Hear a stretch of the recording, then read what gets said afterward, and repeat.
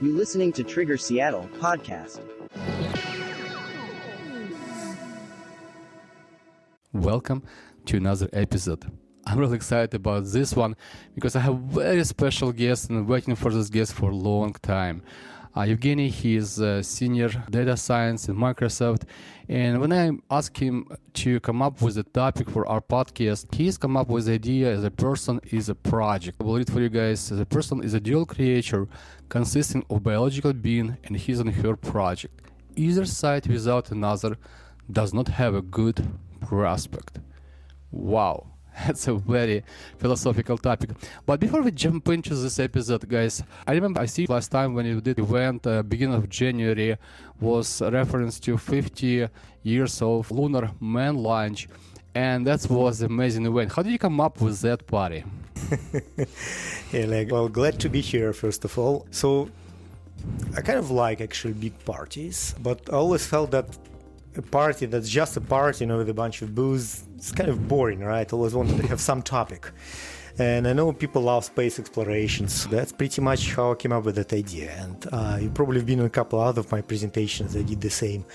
When people watch that stuff, it's kind of more interesting for them and feels more fulfilling, I should say. In 2010, you went to see launch space shuttle Atlantis, right? And in 2016, you wrote a Microsoft research blog. You like very much use the space. I know like your hobbies, it's a music and also photography. You're into this a lot, but space is a hobby too? Space, I kind of got very interested in space when I was very young. Like I was pretty much, I remember 3 years old, I was very interested like in moon and space flight and everything. Later on I kind of reevaluated myself and I thought for a moment, hey, shall I really go and kind of drop everything that I have now and go maybe apply myself from scratch in space industry, maybe go to SpaceX or stay where I am now. And I even went to a couple of NASA conferences kind of to probe for that and to kind of feel the vibe, what's going on there. Interesting, yeah. It was interesting, but that was a conscious decision. I decided, no, I'm not going to space. Really? For various reasons. I'd prefer to keep it as a hobby.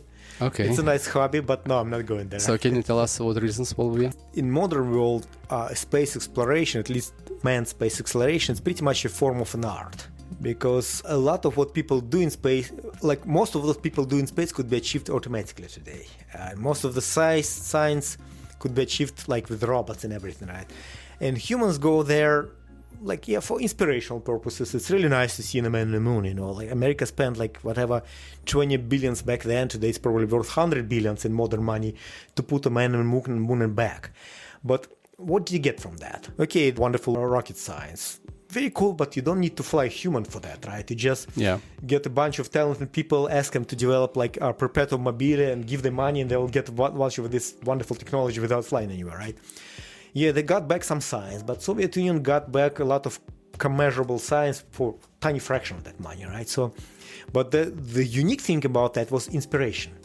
A lot of young kids saw that, basically decided to go not necessarily in space, but do maybe something a little bit more meaningful with their life, right? And in that sense, the space exploration did the same job for them as art, as any kind of form of inspirational art.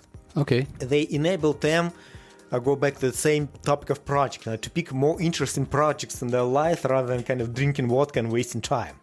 I thought to myself, maybe I'm not exactly ready to work on that, right? I'm ready to watch that. I'm ready to tell people about that, but I'm not ready to work in that space. Yeah, okay.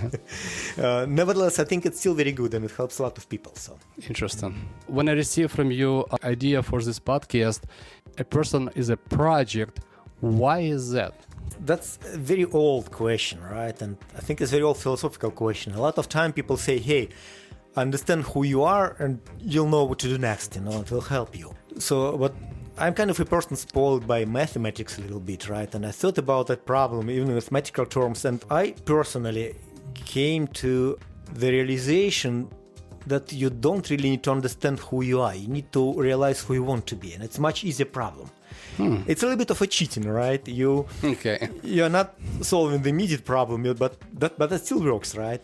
And another cheating that I found in my life, which maybe people will find useful, is about moving from where you are, no matter what you are, right, but to that goal, right? You set maybe some goal, you want to change yourself in some way. And changing yourself is a very difficult problem. It's like pulling yourself by the hair out of the water, right? Yeah. It doesn't work without the tools. You might need some help. And my kind of philosophy about that is that if you want to change yourself, you find something else that you can change, but what you trust to change yourself in response. Okay. Interesting. And, like the simplest example is like, hey, you want to get up every morning at 6 a.m. maybe, or 7 a.m. whatever, right? I know a lot of people actually who train themselves to do that, and you can do that. That's basically changing yourself in some maybe minor way, right? Or you can take your phone and program it to kind of wake you up at 6 a.m.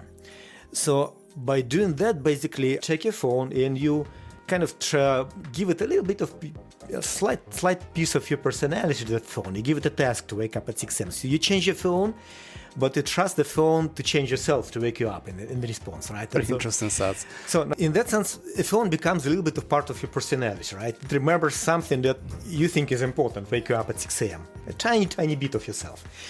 Of course, phone is a very simple example, right? But a lot of cases it works on a bigger scale, right? Like Anna, my lovely partner, mother of my child, she's a very wonderful person. And when we met, I said to myself, hey, that's a very good person. She accepts some things that I say to her, and she accepts some changes that I ask her to do. But in response, I trust her to change myself sometimes a little bit. And together it works actually really wonderful, and we find ways to work together, right? It could be as simple as going and signing up with the course. You go there to the internet and you find the course and you say, hey, I trust the thing to change myself in response. I will go to that course and it will teach me. And by the end of that course, I'll probably learn something. I'll become a new person, right? I will become something else. You pick a project, you change a project, a project changes itself in response. So you like learning, right? So learning experience. So you're growing. Okay, I can say like growing, changing. Not necessarily maybe growing, but changing. Changing, right? Okay. But changing not through philosophy of kind of thinking about yourself, though it's important, of course, but by finding some other tools that change you in response. Computer science, there is a problem so-called scheduling problem. The statement's very simple, right? Imagine you have basically two schedules and you need to merge them in some most optimal way, right? Basically, it's proven that the precise solution of that problem is extremely complex, and it's pretty much untractable for more than maybe a couple dozen of items there, right? In our life, we run more than one projects. We run a lot of them, right? So how do you combine your project with somebody else's? Well, that's where we've got, if there is no precise solution, that's where we've got maybe to come up with some heuristics, and that's where your personality kicks in. In modern world, we have so many distraction, right? Yeah, like if you at work, and you have so much distraction. So how did you deal with that? When I came to Microsoft, which was actually almost 20 years ago, they had a very good course. I don't know if they run it today, but I would highly recommend it to everybody, where they told us how to basically cope with this flow of emails and random requests and every day, and a couple of recommendations from that course I still carry with myself. Like, for example, they recommend checking email only 2 or 3 times per day. Really? Otherwise, you'll really get distracted. And basically have two channels of communication, right? And advertise it to all your friends. One channel for really urgent things, like tell everybody, hey, if it's really urgent, use this channel, like call me. Call me on my phone, I'll pick it up and I'll deal with that. Otherwise, if it's not urgent, post it to my email.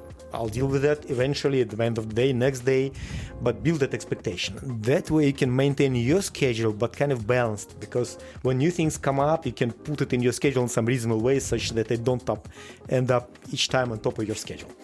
So that's what I pretty much do since then.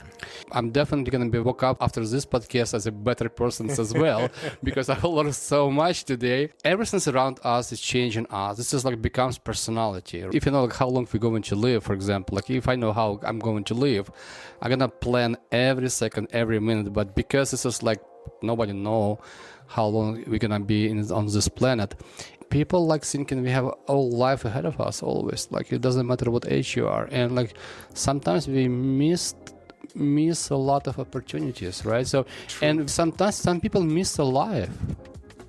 It's true. It's very easy to miss a lot of time, and I missed a lot of time when I came to America. I kind of thought about that. When you are young and you have that indefinite future ahead of you, well, with your brain, of course, it's finite. It's not kind of infinite, right? But it feels that there is so much time that you can put every dream and every idea kind of into that indefinite future. But as time goes and you realize there is a lot less kind of few and fewer of that left, maybe you start hearing some kind of, figuratively speaking, some kind of echo returning from the end of life back to you. And maybe you get scared a little bit. And maybe sometimes it's good to get scared by that. And it kind of helps you to put yourself together a little bit and realize, hey, my time is not infinite. My dreams are not infinite, Out of this whole space of things that I potentially can accomplish, let me pick the most important one. Like, hey, if I've got only that little time, what is the most important one or two things that I really have to accomplish in this world? And maybe that's not the best driver because, yes, it operates a little bit on scare and kind of on stress, but I think even that driver is better than nothing else, right? So why not? People operate on a lot of things, and as long as it works for you, I'm fine with that. Yeah, that's very interesting. What is going to be takeaway from you today? So what do you will suggest for younger generations, what they should do? For the past 3,000 years, people were giving recommendations to young generations who've been mostly ignored, and people were rediscovering this stuff. I'll say something. First of all, write down your projects. Write down your ideas, right? Your head is not a place for your project. If you sit down and just try to write down whatever you think needs to be accomplished, you'll be surprised how many things will end up on that piece of paper. You'll have dozens of things, probably hundreds, especially if you keep doing like day by day, month to month. So write them down. That's number one. Number two, review that list. Review it regularly. Review it maybe daily or at least weekly, so build kind of short schedules out of that. I remember I came to America the first few years, I had money, I had a relatively easy job, and I had a lot of nothing to do basically, right? I wasted so much time. And I was kind of sitting at the parties with people, and I was getting drunk, and I had these wonderful ideas about, I can do this, I'll do that, and heck, I don't even remember half that stuff. And almost none of that got accomplished before I started writing things down. But you was dreaming. It's bad about dreaming. Dreaming is good, but dreaming's got to lead to action, right? and to lead to action, you write the stuff down because you'll forget all of that. So write the stuff down and revisit it. I guess right after the show, I'm gonna start to write at least 10 new projects. I have to do it for myself. Thank you so much, guys, for watching, and we're gonna be wrap up on that. It was amazing podcast today, and until next time, bye now.